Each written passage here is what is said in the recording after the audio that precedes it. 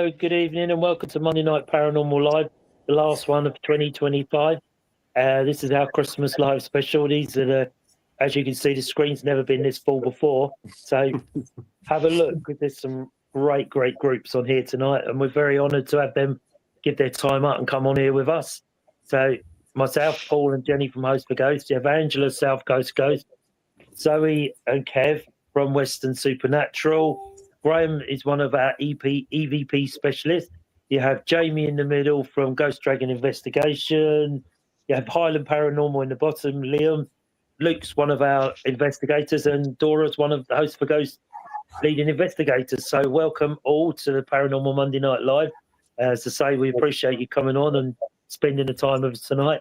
So basically all we're going to do is have a catch up and say thank you for 2025 coming on here and making it such a good success, our show tonight. So we'll ask you a few questions about your year gone and what's coming up. So if you want to let everybody know what you're doing in the year of 2026, and then people can go on your websites. Hello, good evening, Lawrence, Cara, thank you. So come on and send us your comments in and get involved in the show. We have a lot. First time we've had a full screen, so we're a bit surprised, but there you go. So what we'll do is we'll start with Kev from Western Supernatural and Zoe, I imagine. So what sort of year have you had, Kev and Zoe, with the paranormal, I should say?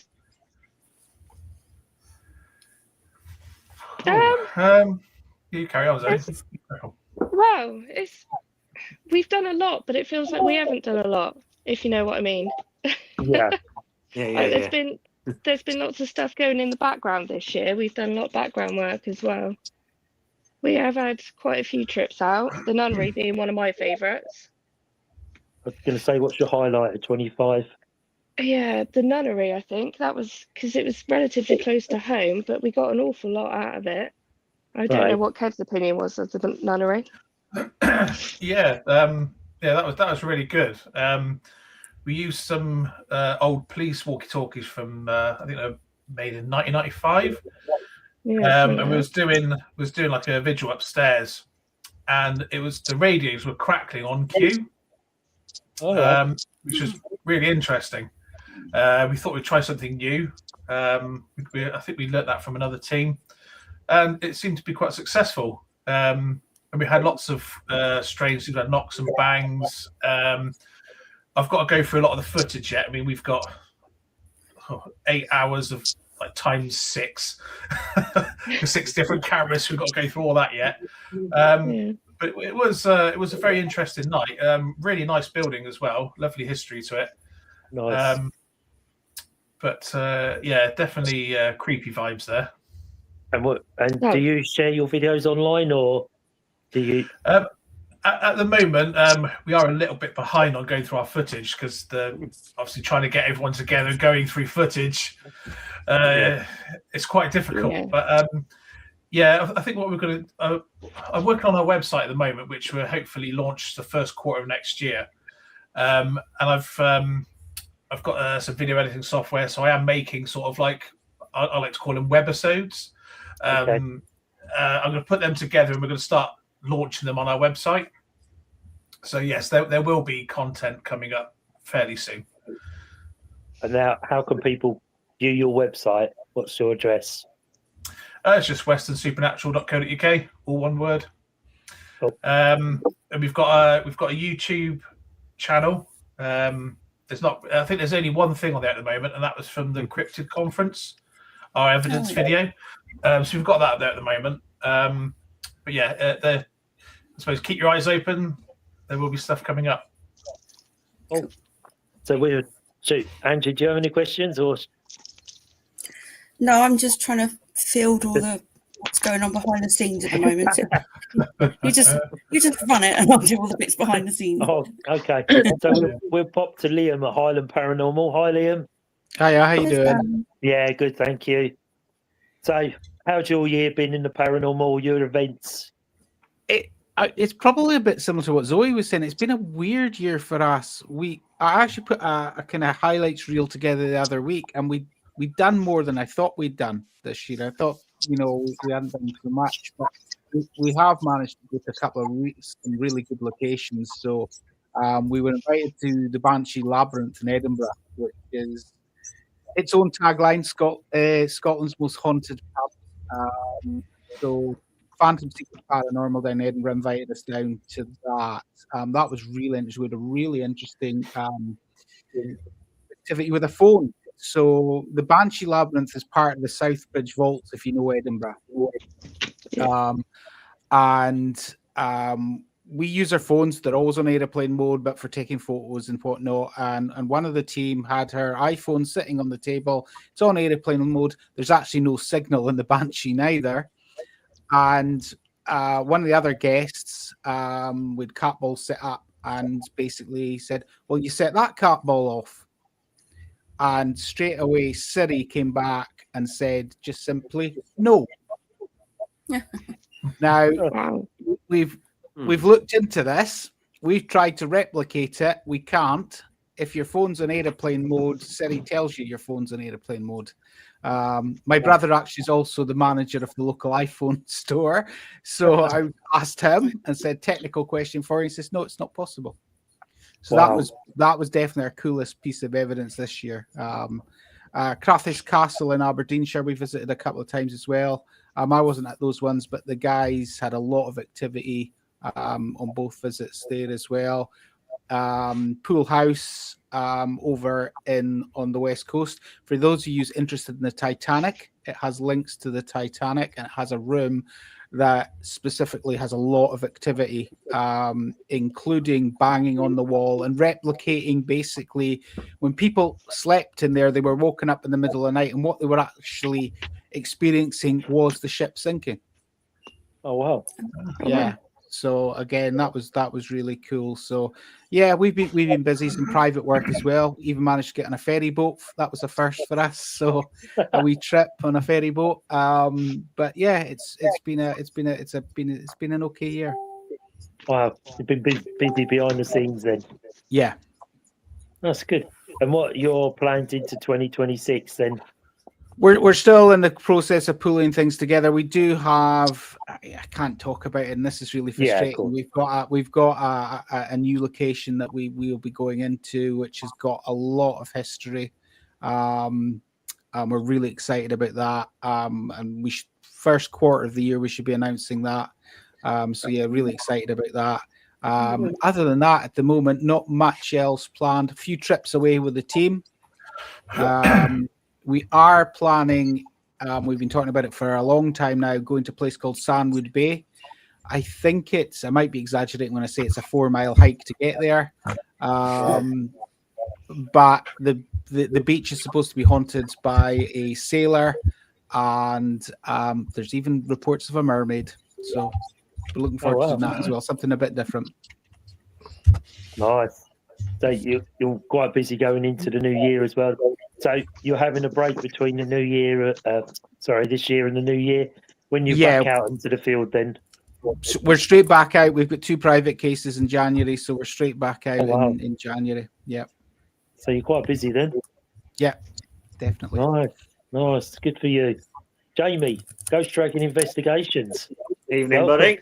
How you doing, mate? Welcome on to Monday Night Paranormal Live. So, what's your highlight of the year then for Ghost Dragon Investigations? Trying to think now. Probably No Fort. It's got to be the highlight because they've recently opened up the tank room where they found some water tanks, sort of like on the next floor down at Nof. Yeah, I know what you mean. Yeah.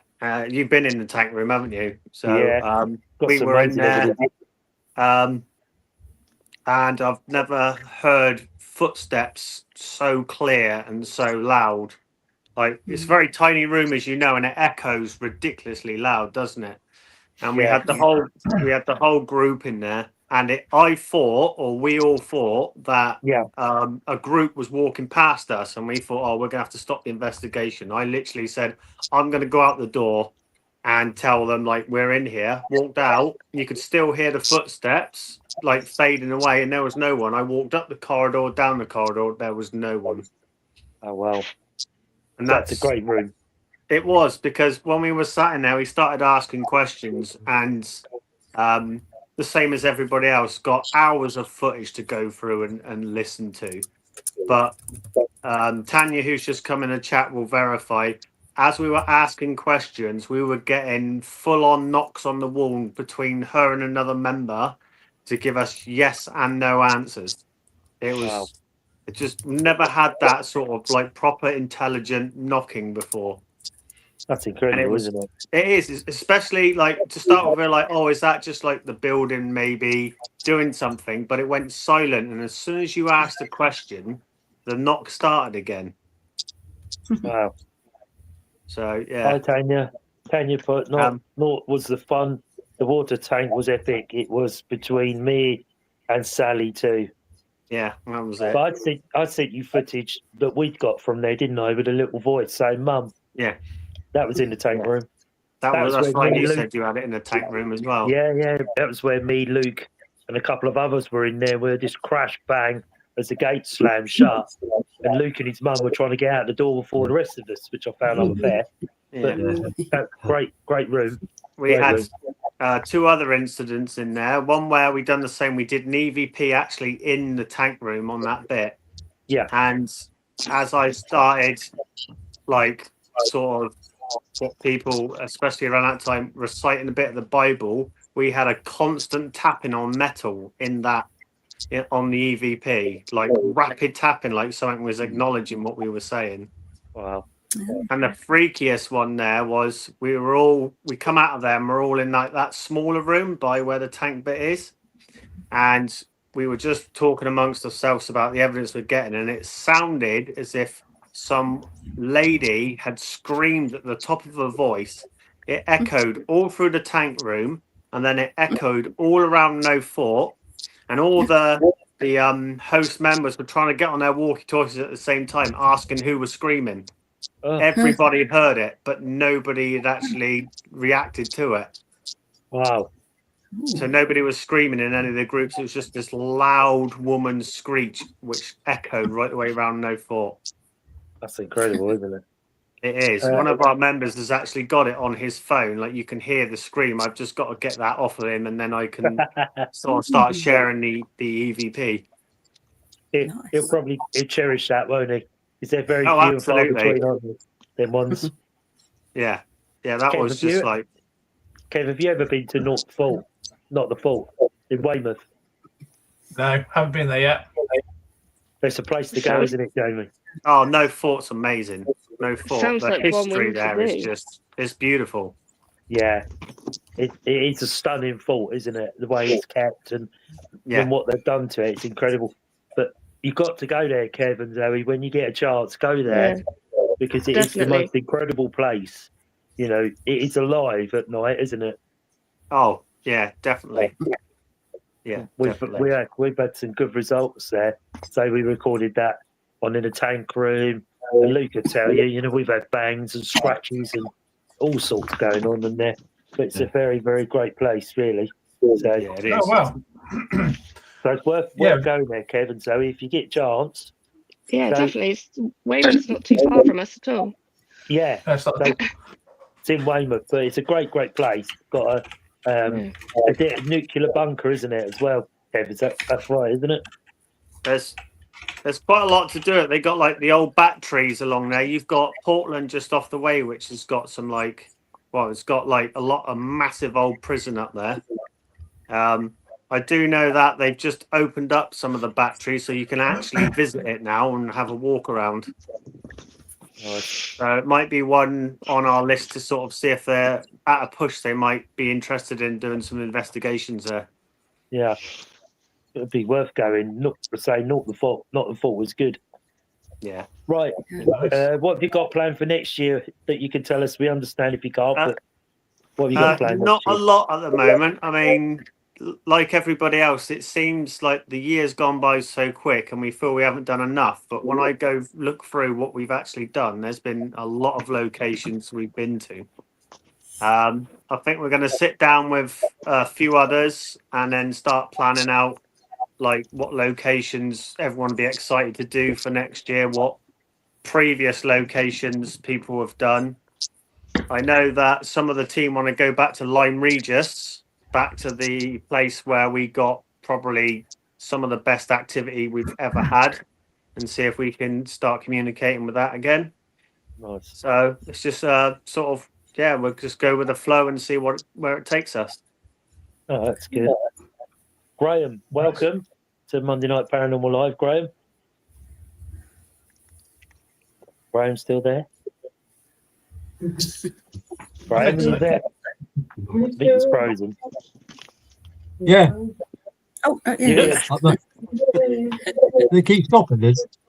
Yeah, it just You stopped. see me? Yeah, we Yeah. can see you. Yeah, Yep. yeah. So, Graham, welcome to Oh, Monday good. Night Paranormal Live, last one of the year, About to see me. 2025. So, thank you for Yeah. spending time with us. So, what's been I your missed some of that. highlight? Sorry. That's all right. So, what's been your highlight of pleasure. 2025 on your I EVP? can't keep breaking up. I don't know if it's mine or yours. You're in. I don't know. Let me just Go have on. a look. It keeps So breaking up. Graham does a lot of EVPs, everybody. At Luggershaw Oh, Castle. yeah. Have you heard of that? No? I can't, Right. hello? Yeah, we can hear you. It's breaking. Well, it's all right now. I can hear you now. Right. Yeah. It keeps breaking Okay. up every so often. I don't know if it's my end or your or what. Might be I my don't end, know. probably. I'm sat upstairs and be downstairs, so I'm upstairs. So Graham does a lot of Yeah. walking and dog around Luggershaw Castle, and always does EVPs when he's there, always.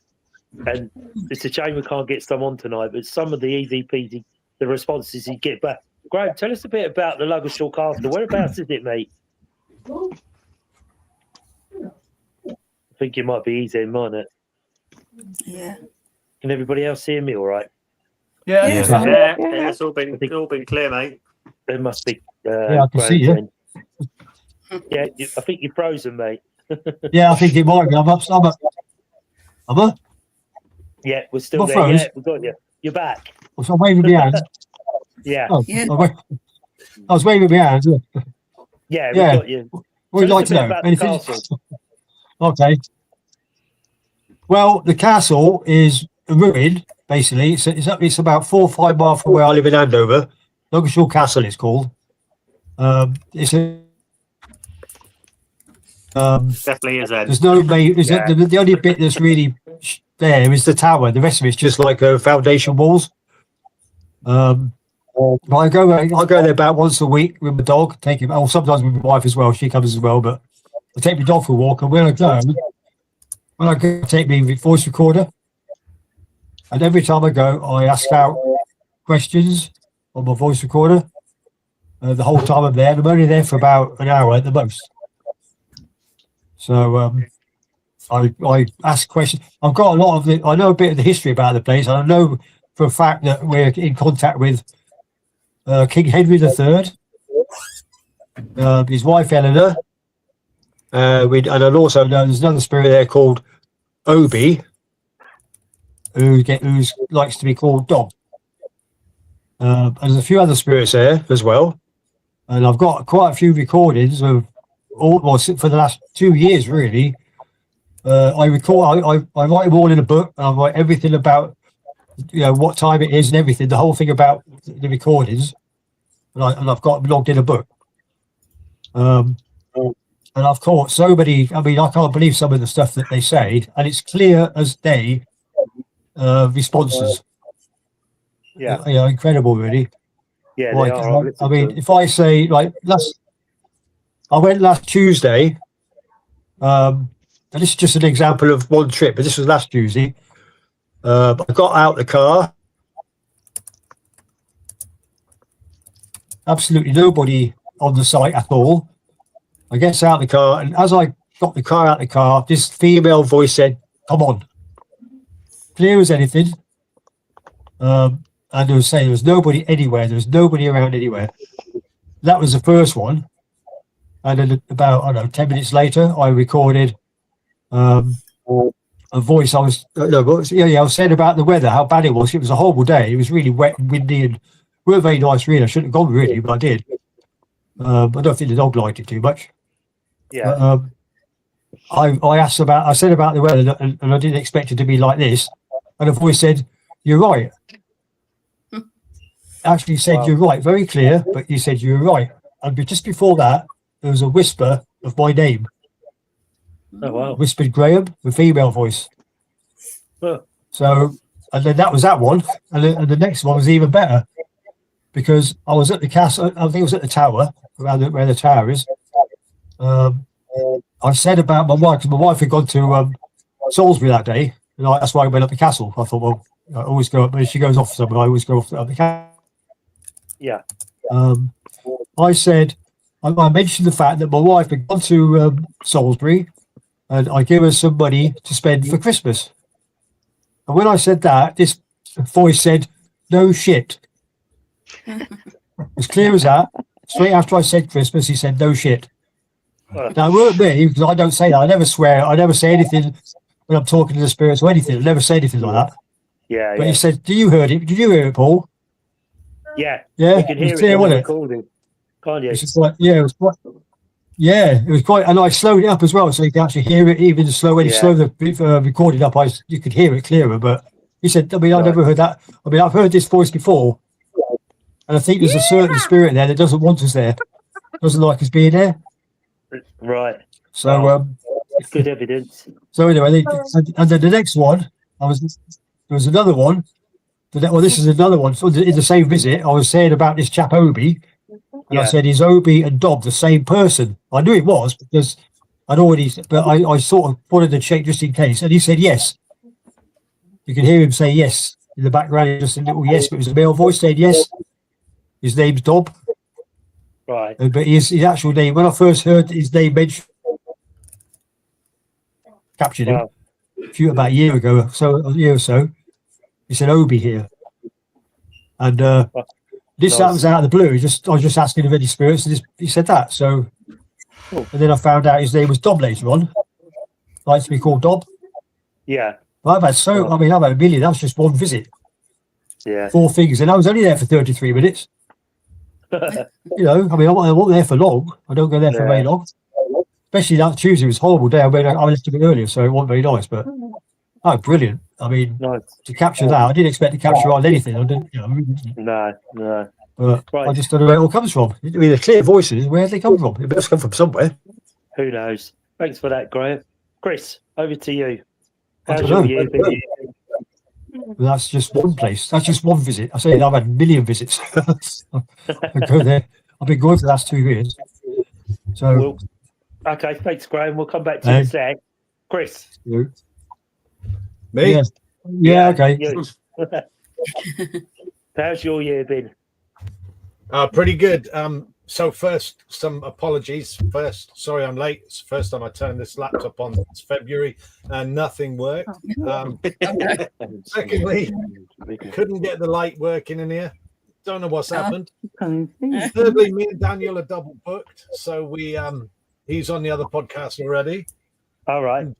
And so I've got to shoot and join him in a few minutes, but you're overbooked as well. So you need some of us to That's the first time. But highlight of this year is the release of My Bigfoot Life on Amazon Prime. Get a little plug in there.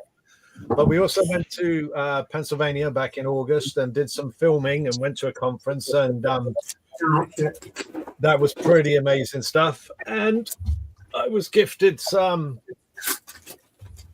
casts of Bigfoot footprints from Tennessee. Oh, wow.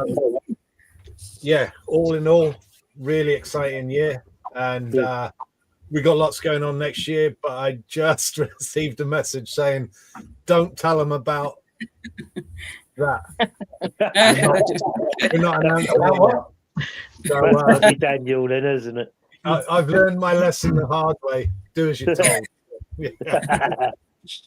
But no, thanks for having me on also briefly. But No, thank you for coming. No, we'll be back next year, and I will jump ship and create space because you got lots of guests.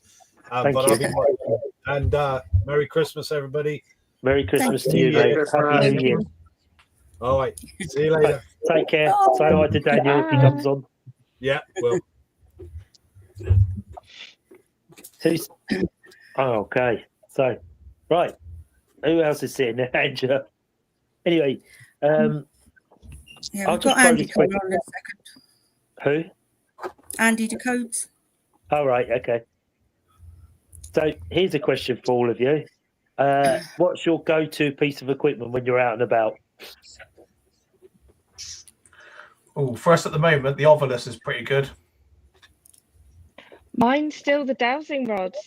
They've Oh, never the they've dowsing never rods, failed yeah. me. It's difficult because we do a lot of table tipping, and that's been incredible. Yeah. So Yeah. the problem is each one of them complements the other, and they sort of work together. So I suppose picking out an individual one first is quite difficult. Yeah. Wow. So do Lately, you it's find been it myself. Sorry, say that again. I said lately, it's been myself. That's been the most in tune with the spiritual world. Angela can vouch for that as well. Yeah, Yeah, definitely. that's Chapter Mallet, wasn't it? Yeah. That was Hello. Hi, Andy. Welcome. How's it going? Everyone okay? Yes, thank you. Yeah. Oh, good. Oh, good. Oh, Christ, she's been on the vino. Looking after the grandchildren. I need a bloody drink. Sounds like you have one, love. Yeah. Probably. So, well, Andy, how's your year been this year? Oh, amazing, pretty much. Well, I'm not thinking, but I'll start off at the beginning. Got to meet you guys. So there's yourself, Kev, Alan, Angela. I'm just looking at the names in the chat in the room to see who's there. Zoe, was you there? I think you was. Yeah. Yeah. I was there. And then I got the chance to go over to Gettysburg and meet everyone that I knew in America. Nice. Like Nicole, the co-host, and spent a week in Pennsylvania. That was pretty cool. Didn't get nothing on the battlefield. So, but it's an experience just to go there anyway, regardless. Yeah. So, nice. No, I'm all right, thank you. That was good then. It's a busy year there, really, travelling, didn't you? yeah. And then I did Bosworth Hall about 2-3 months ago. I was there for 4 days, 4 nights. That was good. I think I just go to socialise and network because I never ever get anything. Like paranormal wise, I just absolutely nothing whatsoever. The odd little thing here and there, but you can't like pinpoint it. It's going to be something particular, and that's kind of why I've done the transition from paranormal, i.e., ghosts and spirits, back to UFOs, aliens, and cryptids. Because since doing that, it's gone through the roof, literally. It's just everything is, and I think that's where my passion lies, is with the UFOs, alien type of stuff. I've got a lot more knowledge of that than what I have the spirit world. So, So, Andy runs Alienate. It's definitely worth getting on the website and having a look. It's some incredible stuff, and he does investigate some incredible places as well. So, well worth anything about UFOs. He's your man.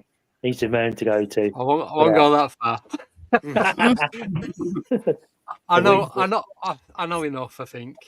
So I think you do. Don't think you know a bit more than enough, mate. I don't know, but I still enjoy going out. It's like going out doing the paranormal investigating. I've kind of knocked that on the head a bit.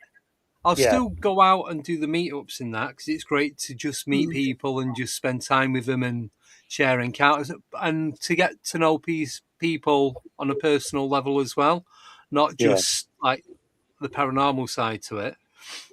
But I think because people used to say to me, what do you go looking for? And even if I went to a cemetery, I'd probably spend 90% of the time looking up at the sky anyway. I'm not going to look for a ghost. You know what I mean? I'm going to find anything there unnatural, like Kev's got Western supernatural, anything unknown regardless of what it is, like shadow people, or it could be absolutely anything. Yeah. I'm not like plugged into one particular genre. So, and I think, and I've gone to some places, and there was at the Priest Cottage in Leeds a couple of months back, and we was doing a nighttime investigation there after done some guest speaking, and everyone was getting some EVPs, getting stuff on K2 meters, REM pods. I'm going in these rooms on my own. I had this little camera set up via my phone, and I'm just sat in these rooms, no one else about, nothing, didn't feel anything, no smell. It was just, and I just thought, I don't feel that this is me anymore. Oh yeah. And I think since having that thought process, since moving away from paranormal as such, things have become better. Right. It felt like there's a weight lifted off me. I appreciate everyone that does it, that goes out and they get these fantastic footage, like most of you guys do anyway.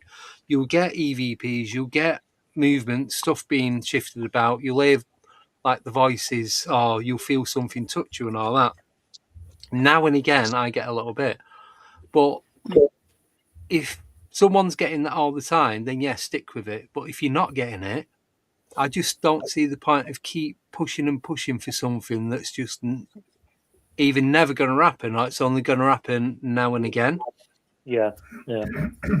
But like with the UFOs, I was saying the other day the other week, if I want to do a skywatch, I don't even have to go outside. I can just stick my head out the window.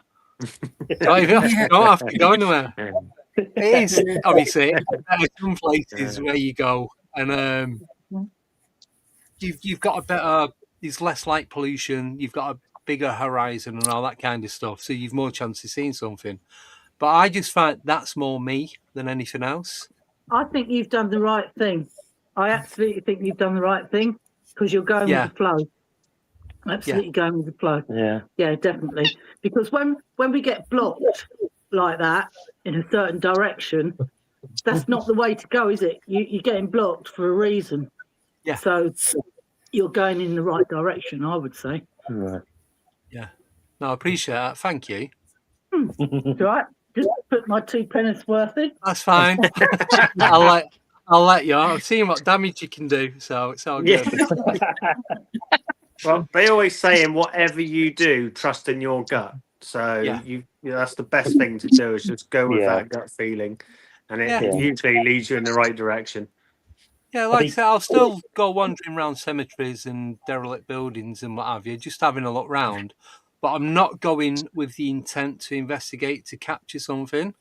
If I see something, great, I'll try and get a video or a photo of it. But I'm not, that isn't my main aim to go to these places anymore. Yeah. So your heart's taking you to the UFOs and the cryptids and that now. Yeah. That's where you're heading. It's kind of always been that, to be honest. So. Right. So what have you got planned for 2026 then? Just more podcasts. So I'm doing 3 a week now. 3 a week? Oh, wow. Yeah, so I've just done one now. We only started it a couple of weeks ago. So you know Abby Dent, who we met in Bridgeport? So me and Abby are doing what we call the UFO files on a Monday. So we do between 30 minutes to an hour, and we talk about different people's encounters, our own encounters, stuff we found on the internet, any footage that we can find, talk about it. Is it real? Is it fake? And we just keep it short, sweet, as direct as we can, as much information, and then leave it open. Yeah. And as well, we're kind of playing on it with drawing traffic to the YouTube channel as well. So me and Abby do that on a Monday. On a Wednesday, me and Nicole have started doing, we've done our first one. These are all going to be pre-recorded in the new year. We're doing Encyclopedia of the Unknown. Okay. So we're starting at the letter A, going right the way through to Z. So we've got 4 topics for each letter. In reality, we've got 8 years worth of content to do every Wednesday for 8 years if we did one a week. So, but we're not that cruel. So we're doing one each. So we both did the letter A. I did alien abduction. Nicole did apparitions. Okay. So we spoke about that, and then we compared to see if we could get a connection between the two. And then next time we do one, we'll go to B and then C and just go through the alphabet. So I've used ChatGPT to give me a list of everything in the world of paranormal from A to Z, because I think I'd have got stuck at around G. I'd still be thinking of something. So then that way we know we've got it, and then we just do the research into whatever topic it is that we're going to talk about, like the week prior to it. Yeah, nice. And then the Friday one, which is a normal Alien 8 UK, we've called that the Power Hour, and that's more, it's going to be like this, so it's going to be a panel. So there's going to be at least 4 of us, myself, Nicole, Abby, possibly Tommy, Tommy Cullen from Let's Get Freaky. Yeah. And David from Down the Rabbit Hole, or David Don't Know. Yeah. He's got quite a big following on Instagram and that. He's coming on board as well. So between Tommy and David, they're going to shift swap on a Friday. Yeah. And then we'll have guests on as well. But rather than, because I don't like the term interviewing someone, I prefer it as a chat. Yeah. Like me, you and Kev and Zoe and that, and we stood around and we was just talking about what we do and what we've got and the way we go about it. It's more that kind of stuff. Yeah. Just a general chat. And then see what triggers, what comes up, and just go from there. And that way it's organic as well. Yeah. It's like meeting people with the same interests, isn't it? Exactly. That cryptid conference, it was great meeting Western Supernatural and all of yourself.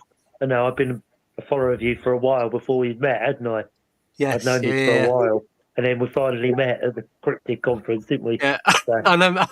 And I made you tell the time slip story. Yeah, you made me tell that, didn't you, to everybody? Well, it's just an amazing thing to happen.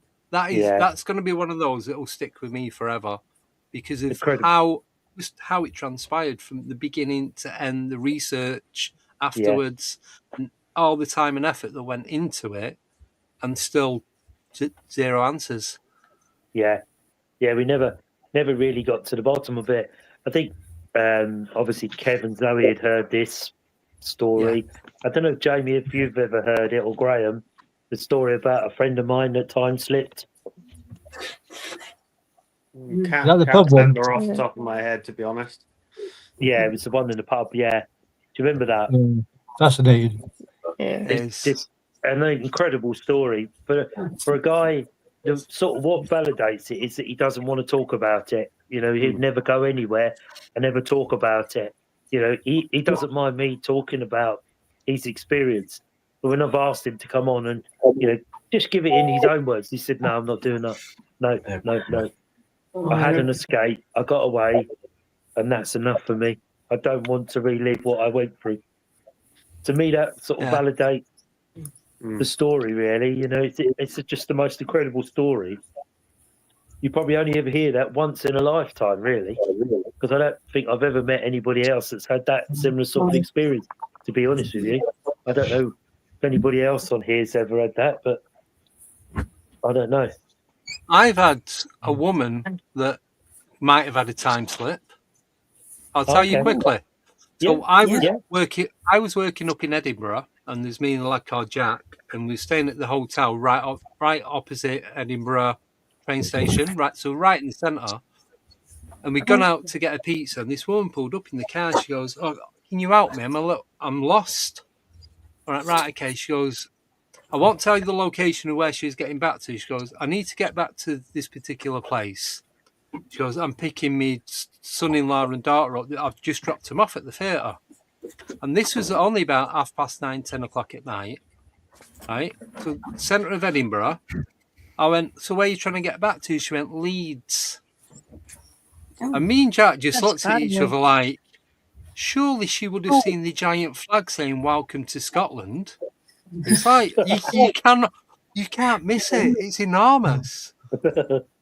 But she said it only took her about an hour and a half, 2 hours from where she dropped him off to where she was in Edinburgh. Now I live in Northampton now, but I'm from Manchester originally, and we used to drive up to Scotland quite a lot. And Manchester's quite enough on par with Leeds. and it'd take you at least 5 hours to get to Leeds from to get to Edinburgh from Manchester. And that's with no traffic. Just keep going, doing the speed limit all the way. It'd take you at least 5 hours. So how she did it, even if it took her 2.5 hours, that's half the time. Yeah. I'm like, you're not getting back there before like 2, 3 o'clock in the morning. She goes, I need to get there in like 40 minutes. Oh. But at the time, we just thought, she'd been drinking. Was she just... But she wasn't Scottish. She was English. She had a Yorkshire accent. Right. Me and Jack just looking at each other like, you're not going to do it. Even if you got a jet, you're not going to get back in time. It's just not feasible. And that's the only one that I think either some sort of abduction, portal, time slip, something otherworldly went on, I believe. Wow. Have you heard of that one, Liam? No, not that. I've not heard anybody in Edinburgh reporting that before. Fascinating. Yeah. Yeah. Because it's like she just pulled up. She's in like a little Golf or a Fiesta or something. She goes, I just need to get back to Leeds. That's crazy. And we're like, are you like winding us up or something? But she was adamant. She's nicely dressed. Like, she wasn't, you tell she wasn't on anything, but we thought she might have had a couple of tipples or something. But she's like, smart office clothes, bag, purse, rings, watch, and all that. Nothing that would make you think, nah, she's just nicked this car. It was nothing like that. But everything seemed legit, other than where she was come from and where she needed to get back to.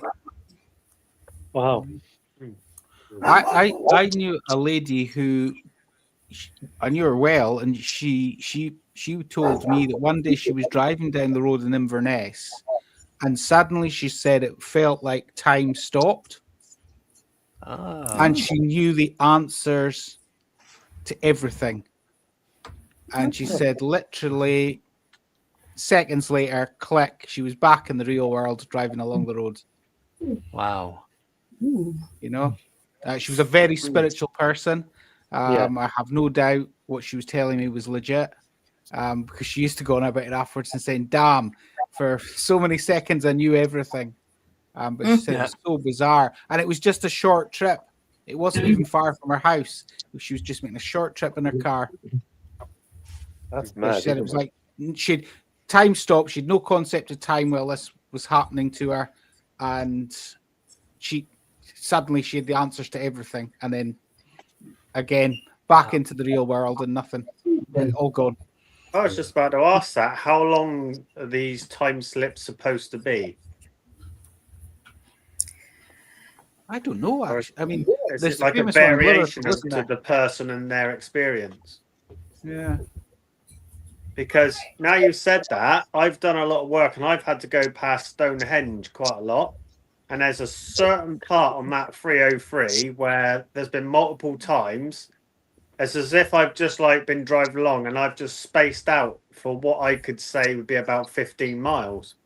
And then I've sort of just suddenly come round and I thought, how the fucking hell have I got here? And I'm like, I can't even remember that stretch of road and yet I'm still on it. That's incredible, isn't it? But it's past a certain point. I've had that experience just past Stonehenge. Have you heard of anything there, Andy? At Stonehenge? Me? Yeah. I've only ever been past it twice. So I've seen it so many times now, I could probably draw it in the head now. Well, I said I'd seen it twice. That was twice in one day. Yeah, pretty much. I had a similar sort of thing one night when I was on the motorbike coming back. I'd been on a paranormal night down in Brighton. Quite a hectic night. Lots going on. So I was riding back, and like you do, you go through all the process of thinking about the evidence and what you saw, what you got, and all of that. And I came to a place. I came off the motorway down to a roundabout, go left and up what they call the Caterham bypass. It's like the bike near where we live. So I'm on the bike, 3 o'clock in the morning, something like that, maybe a little bit early. And you go up a slight hill, so you climb up the dual carriageway and up over the top. As I got to the top, for a split second, everything stopped. And I'm sort of sat on the bike looking around thinking, why, what? And I couldn't process it. And as I looked to my left, I saw a woman standing there in white on the side of the road.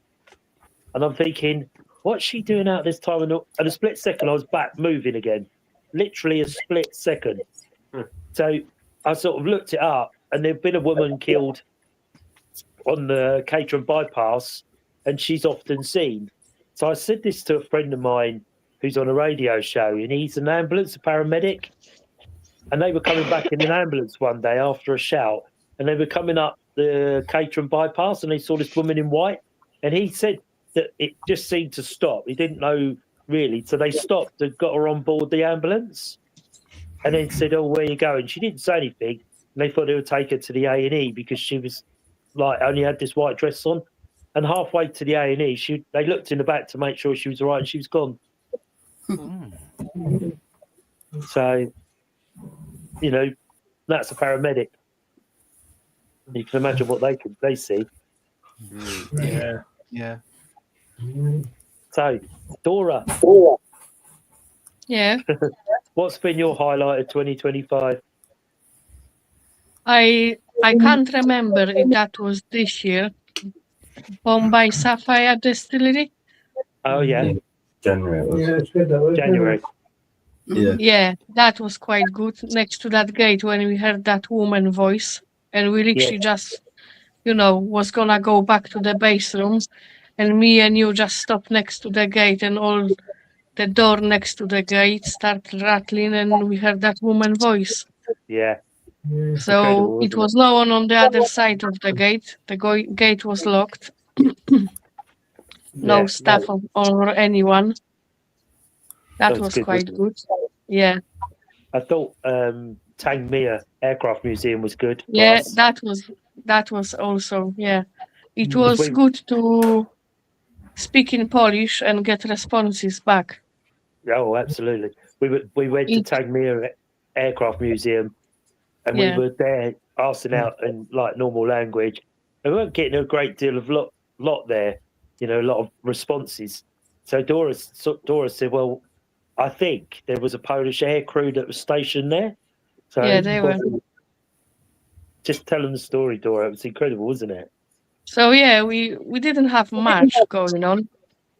And I went to Paul. I said, because I'm not very coming out and talking person. So I went to Paul. I say, if we just break up of the group, just me and you, and just go further down the museum, I'm gonna speak in Polish and maybe we get some responses.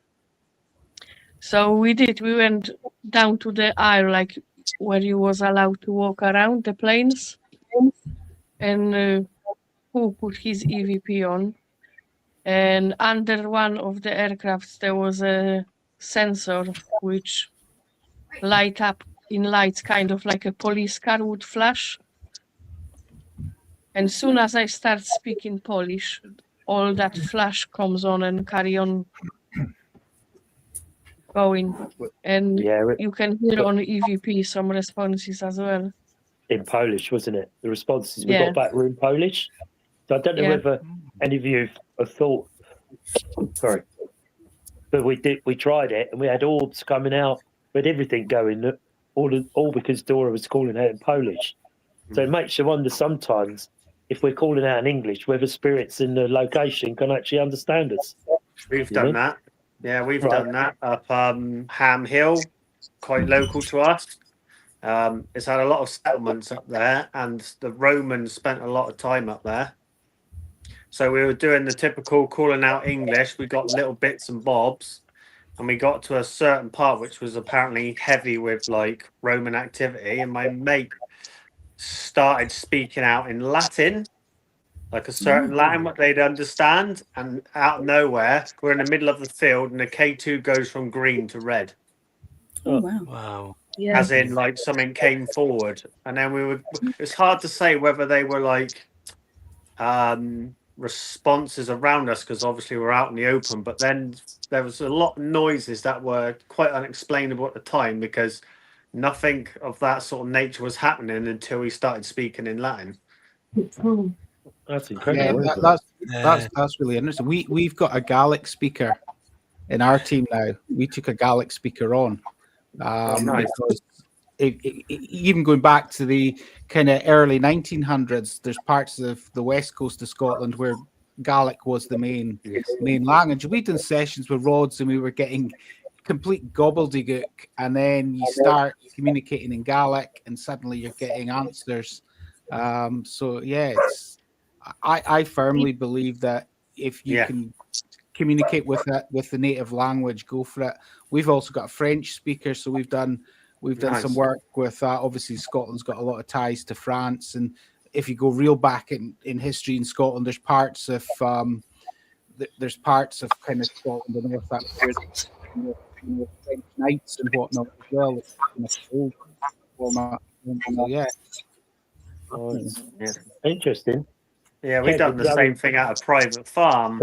We know this private farm has a lot of Roman ruins on it. So you still got like in amongst like the forestry, there's still the outlines of like Roman villas, and the wells are still there that they used to have. And we got like the Roman bridge. And to start with, when we were first getting used to how to like fully communicate, we'd speak in English, but then say the spirit boxes and that were coming out with, like he said, a bit of gobbledygook that you didn't understand. So then when we started thinking about it, it's like, well, if this is Roman ruins, what way they spoke? So we did the research, and then we started doing the same, started trying to talk in Latin. And then we started getting responses through other bits of like the devices and whatnot. So it was as if like the barrier had been broken and we'd finally had the communication they were wanting. Wow. Kevin, Zoe, do you have someone that like on your team that can like speak Latin, or how do you communicate if you're in a building that's the 13 and 1400s? I actually don't think we've ever thought about it before. Well, when we joined Cryptid Southwest Paranormal, Cryptid Paranormal Investigation Southwest, when we joined them on investigation, Ian and his wife was talking in German, and we were getting a lot of responses back on the K2s, etc. But unfortunately, I only know English, American, bad English, Australian.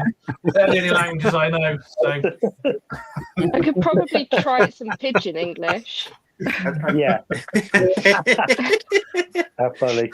I tell you what is handy is using a bit of Google Translate. Yeah. I was just actually looking at that on my phone. On my computer. That's how we first started trying to do it. We were like, "Oh, I don't really know Latin. I'll just plug it in on there and see what it does."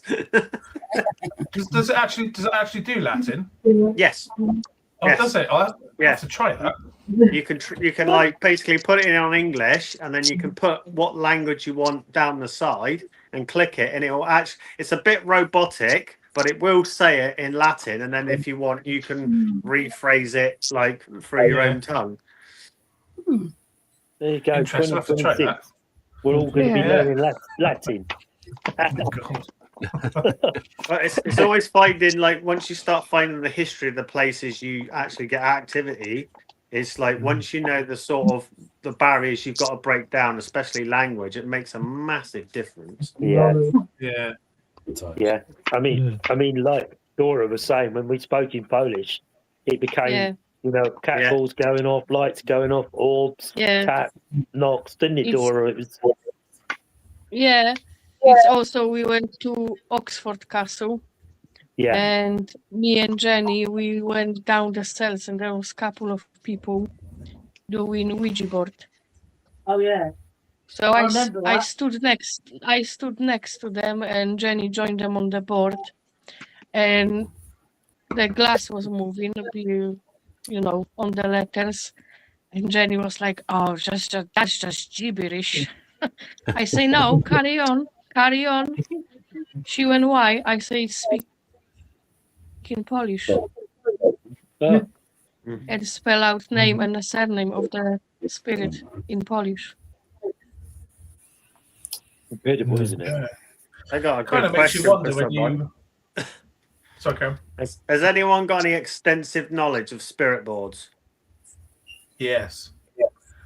Okay, so even Angela backed me up on this. Why does the spirit board stop me communicating with it? We have a person on our team, actually a medium. Every time she goes on the board, just goes dead. Yeah, that's what happens with me. Yeah. It tells me to get off the board. Yeah. But Fiona can stand back and ask questions, and the board will answer. Yes, the same for me. Yeah. But she can't. She goes on the board. It just goes. How weird It's is the same that? with the table as well. She can't be on the table either. Angela, what happened? What happened at Shepton Mallet? What happened as soon as I touched the board? Yeah, it's like as I it's touched the not table, answering anything. dead. Yeah. And Want then me it to said, back "Do you away want?" from it? It's Yeah. Do you really want Jamie weird. to move the board? Yes. Okay then. But also, we find it depends what place you're at, because like at Shepton Mallet, obviously it was a prison full of men, wasn't it? Most of all.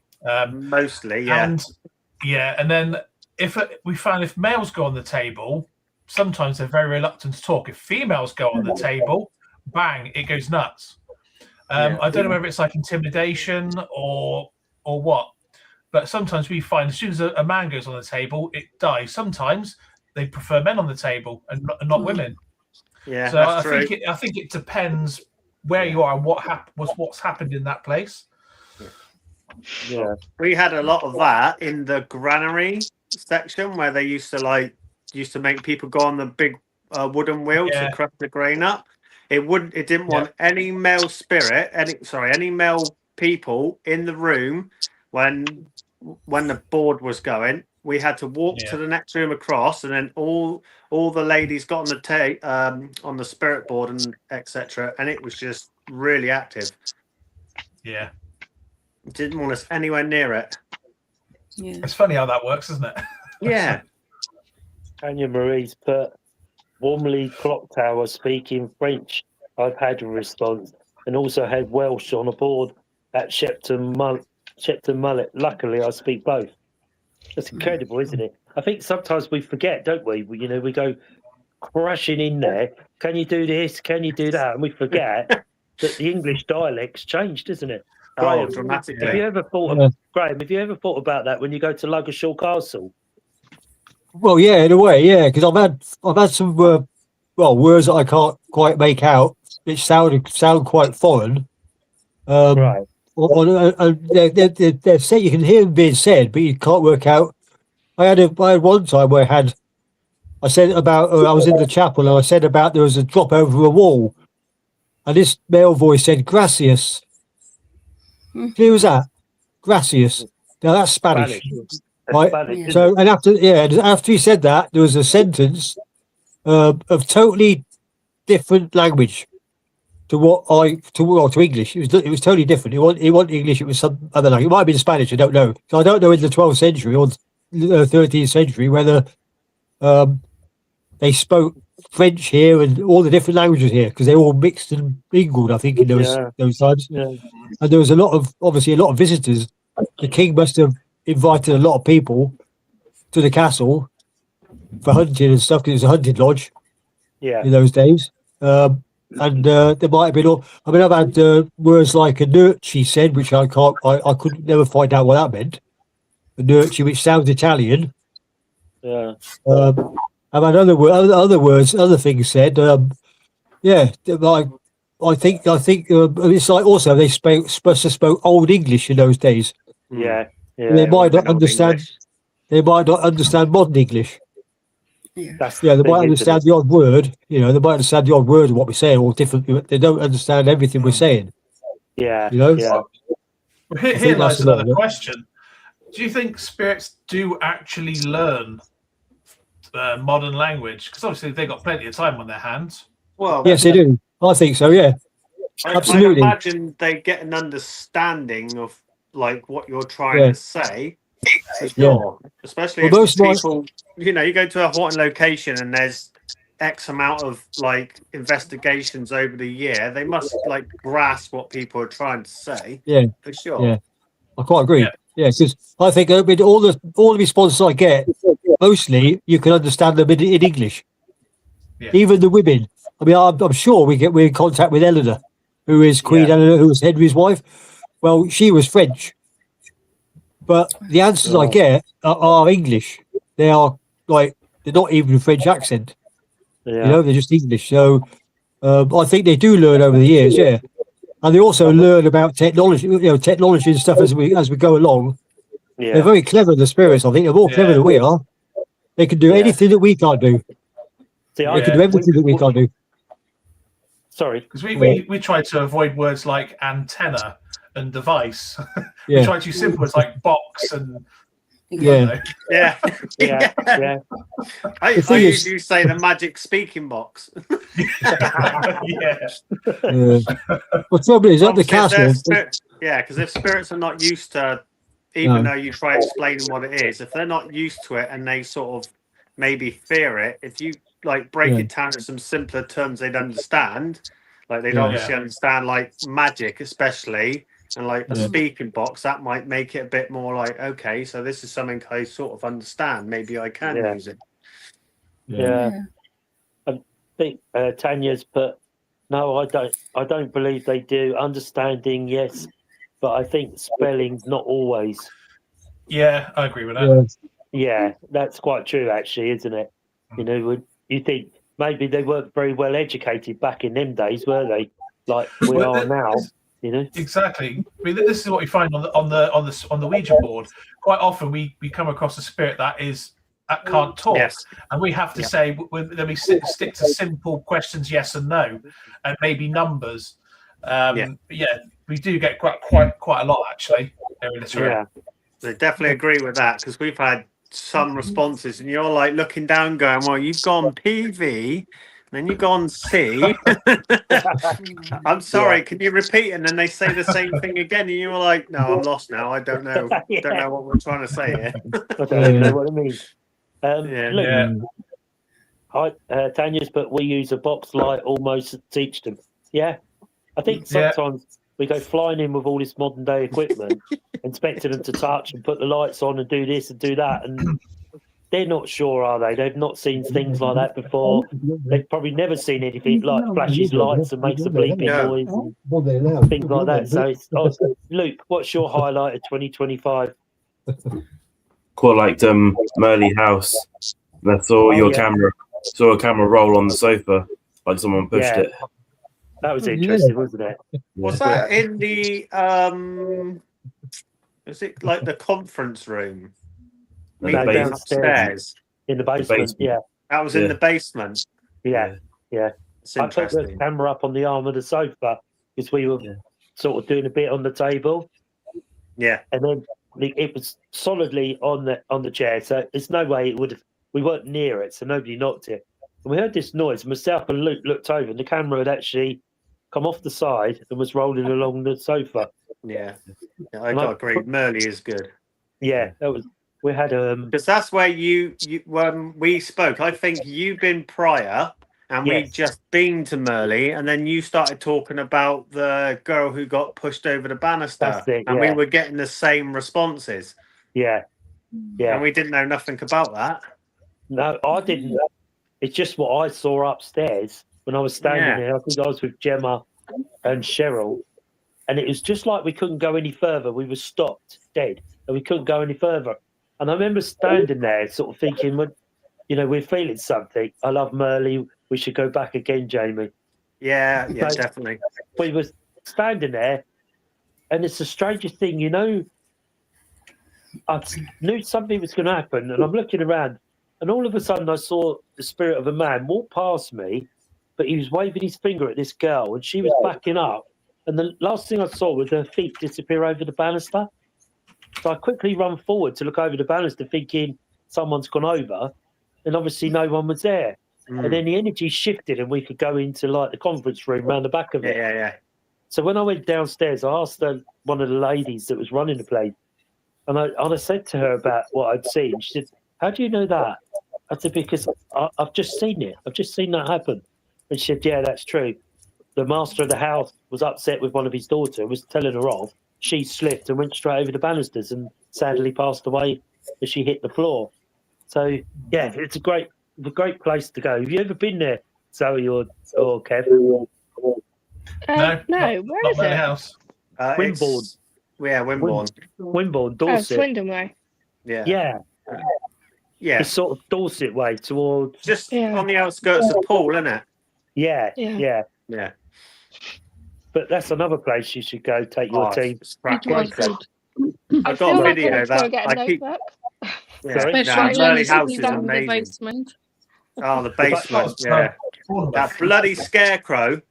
Yeah, Jamie. Bloody scarecrow down there. Jesus. Me and Jen had a bit of an issue with the scarecrow, didn't we? Yeah, so did I. Didn't see it till I turned around. It was all dark in there. Turned me torch, and there's the scarecrow with his arms up at me. It's like, what? I could see Jenny outside. Yeah, I was down there with Jen and a few people. We could hear talking, and sort of the scarecrow like in the back of a corner. Zoe and Kevin, Graham, and so it was sort of behind the doorway. So we were doing a bit in the basement. So I said, Jen said, "Oh, I want to go, but I haven't got a torch." I said, "Oh, okay, I'll come with you. I'll show you the stairs because you go out through the kitchen and back up the stairs." Yeah. So as we got to the end of the basement, the door, I turned around to show Jen the door frame, like where the door was, and I couldn't see her. There was this black mass, complete darkness in front of me.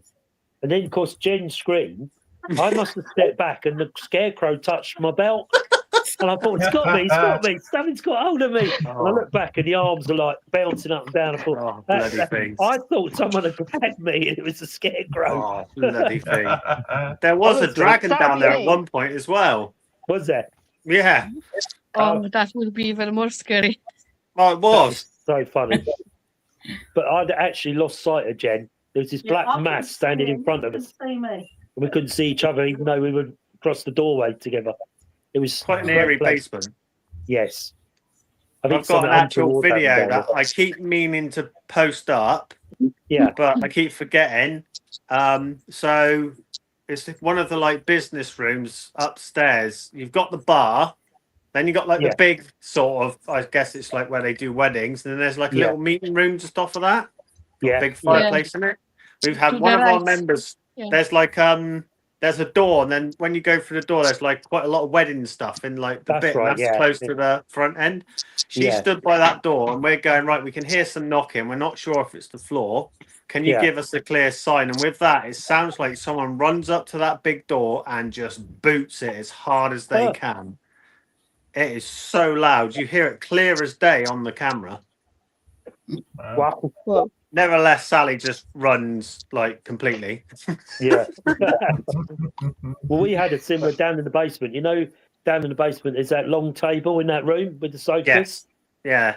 We were sitting there doing it. There was myself, Luke, Gemma. Who else was in there, Luke? Cheryl, was it? Amy. Oh, Amy and your mum, wasn't it? Dora? No, I don't think Dora was in there. I think she was with you. No, that was before I came, because I came late. Yeah, so we were sitting in there doing the calling out, and the room kept getting light and dark, light and dark, but you couldn't really place your thing. So I sort of called out, Spirit, if you're there, can you please make a noise? We know you're here. And there was the biggest bang on the table, wasn't there, Luke? Like somebody had actually slammed their hand on the table. Gemma didn't know which way to run because she blamed me for shutting the door of the basement. Because I said, "Oh, let's shut the door." She went, "Oh, do we have to?" In case I said, "It'd be all right, it'd be fine." Of course, there's this biggest bang on the table, like someone literally had slammed their hand down on the table, didn't it, Luke? Gemma was running around the room screaming, not knowing which way door to run out of. We're all sort of jumped because Gemma's jumped, and it was just It's if you ever get a chance to go there.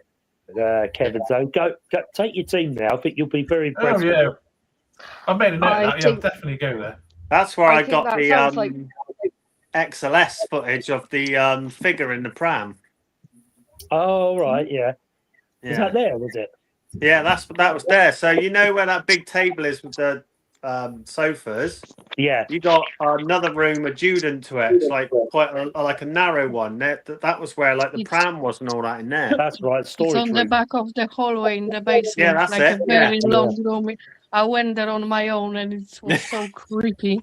Yeah, it's that's where, because we set the XLS up on a pod. We don't actually hold it. So like there's no like movement, so it creates stick figures. And then this and when we're stood there, you can see there's two stick figures picking up two people stood there. The pram's next to the person, and then this long-legged figure is sat in the pram next to him. Wow. That's crazy. Great place. Yeah. Oh yeah. Well worth taking your team to, Kevin, Zoe. I think you'll have an impressive night there. I feel like I need a notebook to jot all these places down. There's like loads that you guys have mentioned. I'm like, I'm gonna go. I need to go there. Because it's quite a distance as well. If you wanted, it's actually like a holiday lodge place as well. They've got all lodges there to stay in. Yeah. Yeah. It is a cracking place. It is beautiful.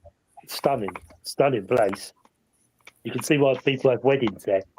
But it literally is in the middle of a lodge. Yeah, no, there's lodges everywhere. Because definitely sounds like somewhere that's going to make me squeak, though, mind. Well, I think it's one of these places where you don't have long enough to investigate, you know? Yeah, because you get so I think much time flies stuff. there. Time definitely flies there. Yeah. You get all these bits and pieces happen, and then when you're driving home, you're thinking, "Oh, I wish I'd have gone back there now." Or I wish I just had another half hour in that room, and maybe just an extra half hour just in that room there. It'd be great. Yeah. It's always the way, isn't it? That's when we thought that person had gone past. Yeah, when we were standing in the room, weren't we, at the back? Yeah, because me and Jen were standing in the like a base room, which is there as well. Yeah, Julie was doing a talk, like the first talk, and myself and Jen were standing next to the doorway, and like Jen turned, and I turned because I thought someone was walking out. I thought someone had walked behind me. So I'm thinking, why are they walking out? So I've looked, sort of gone out behind them. There's nobody there. That's what happened to me in Shepton Mallet. Yeah. I wonder if Tan's still in the chat. She will verify this. The owner of the paranormal group we were with, she was stood out the front. You know, you got the steps that go in through that lovely big sort of like big doorway. Yeah. She was stood there and she got pushed off the top of that down the steps into the gravel. Wow. Really? Yeah. I wonder if that was the same one that came past me and Jen. It was like, I thought someone was going out because they were unwell, and I sort of followed them out, and I went to Jen. There's no one out there. She said, I just saw someone walk past us. And I did. But nobody there. So, very, very intriguing place. That place. I wouldn't say there's like a negative energy there, but there definitely feels like there's quite an angry sort of energy there. Yeah. Tanya's put, it's why I keep going back. I live 20 minutes from the history of Bournemouth, Paul, and has a lot to do with a local history. It is a great place. It you know, it's probably one of my highlights of the year, really, going there. So any other comments? No, I think we've done them all. Okay, so Zoe and Kev, where can people get hold of you or look on your website if you want to promote your websites and stuff for us before we go? Yeah, I mean, obviously we're on facebook.com/Western Supernatural for the moment.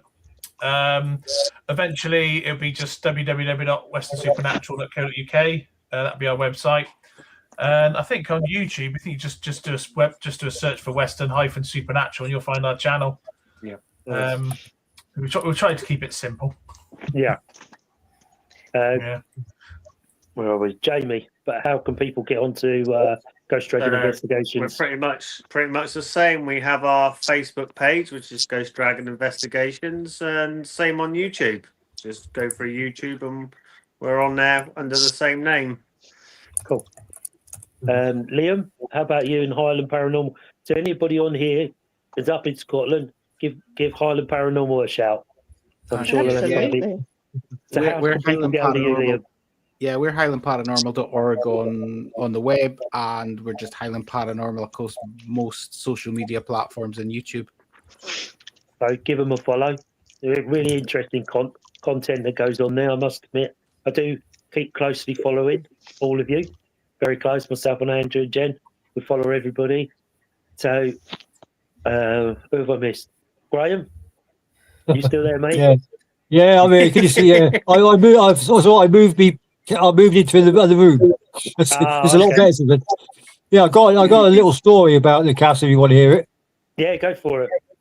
About a couple of years ago, I suppose, or a year and a half ago, me and a couple of mates went up the castle at night time, and at that time, right, they were doing repairs on the tower, and they put a metal fence around it, like a security fence around it, stop people going in the actual tower inside. It's just a security fence made of metal, like mesh. Yeah. And I was up there, and I set a camera up by the tower, and I set a video camera on a stand up there, and just to record if I could catch anything on the camera. And after a little while, I decided to move the camera to another position. So I stopped the camera, but I had my voice recorder running at the same time. Well, in between me moving the camera from one spot to another, on the voice recorder, I recorded this fence being hit by something metal, like a metal stick, or it could have been a sword, could have been anything, but it was a metal object hitting this fence. It was making a real loud sound for about 30 seconds. From the time I moved the camera, it did it in that time. Just something hitting the fence, or rattling or hitting it. It was really loud though. Was it like something running along the fence, Graham? Or no, just somebody hitting it. Just somebody hitting it. Wow. That's like I recorded on the voice recorder, but it was in between me moving the camera, turning it off to put it back on again. It was in that time. It was doing it, hitting this fence. Wow. And anyway, last year, I think it was last year, or early this year, I was up there. Well, I've been up there loads of millions of times up there, and I actually mentioned when I was in the tower, I said about this occasion when the fence was being hit, but it had been taken away. But at this point, it was taken away. They took it all away, and I said, "Could you hit the fence again? Could you just?" I just like the sound of a fence being hit, right? But there was no fence there. Oh, wow. But I recorded it hitting, being hit. Only about 2 or 3 times, but you could hear this mesh being hit with something metal. Same sound it was. Yeah, but there was no fence. The fence had gone. They'd taken it away. Yeah. I couldn't believe that. That was amazing. That's incredible. And that's at Ludgershall Castle, isn't it? That was, everything's up there. That's a hive of EVP activity up there. That's your 2026 go-to. That's my only place. I tell you, I would only go there. I think I've got some sort of rapport with the spirits up there. I'm sure I have. Yeah. That they trust me and they can respond to me. Yeah. Oh, they could, because I don't think anybody else does it. I've never seen anybody else up there doing anything. Only me. Yeah. And I'm sure I'm the only person that goes up there to investigate. So maybe they're so used to me. And our dog, they say his name. They know his name. They've said his name. My dog's name's Harvey. They say his name. They said my name quite about 4 or 5 times, or more than that, 5 or 6 times now. They've had the name said. They are. I'm sure they are. It's really weird. I mean, I could go up there, I chat away. I don't do anything special. I walk around. I just ask out. I just talk normally. Yeah. I say what I'm doing, what I've been doing, and I ask stuff, and I get responses. Little brilliant, little words said, and just like somebody's walking with you, talking with you. Yeah. But not all. Every so often they'll sort of butt in with a word or something like. No shit. words like that. Terrible, yeah. But yeah. I mean, nice. That's why I go there. I just love it. Dora, what have you got planned for 26? Hey. What have you got planned for 2026? We're doing some more paranormal events. Yeah. We've got some things in the pipeline, haven't we? Yes, we've got a few coming up. Yeah, so we'll just doing the last bits and pieces on that. Yeah. Luke, what about yourself, mate? What are you up to in 2026? Yeah, quite a lot of them, yeah. Yeah. One every month usually. One every month. You must be made of money, mate. That's all I can say. Anyway, Angela, any other comments or anybody want to say anything else? Yeah, if I may, we're hosting a private investigation sleepover at Shepton Mallet Prison on the 3rd of May. It's strictly paranormal teams only by invitation. If anyone here is interested, I'll just go chuck it in our chat. That's information in the chat there. If anyone here is interested, more than welcome to join us. But I need to know sort of end of February because we've got to pay the bill shortly after that. The joyous bill.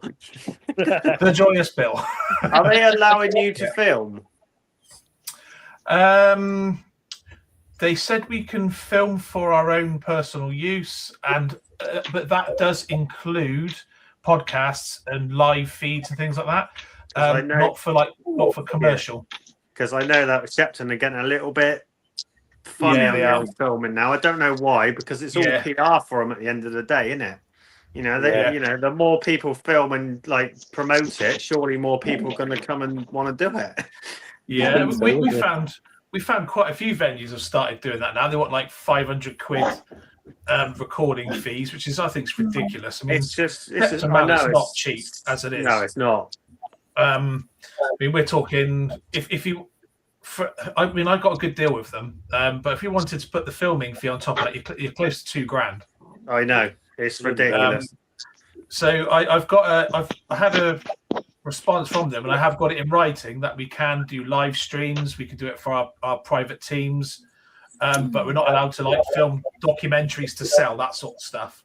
So they are quite lenient on that. That's good. And we're thinking about setting up a room in one of the shower blocks. Sort of like a personal experience room. I've got like studio lighting and cameras, so people just go and then have like tell us what they've experienced and things like that. Which of course everybody will be entitled to that footage as well. So so we thought just do a massive collaboration. Nice. But yeah, we've got very limited spaces. I think half the tickets have been taken up already. But yeah, if you're interested, I've put the information in the chat. Yeah. Obviously, first come, first served. Yeah. Excellent.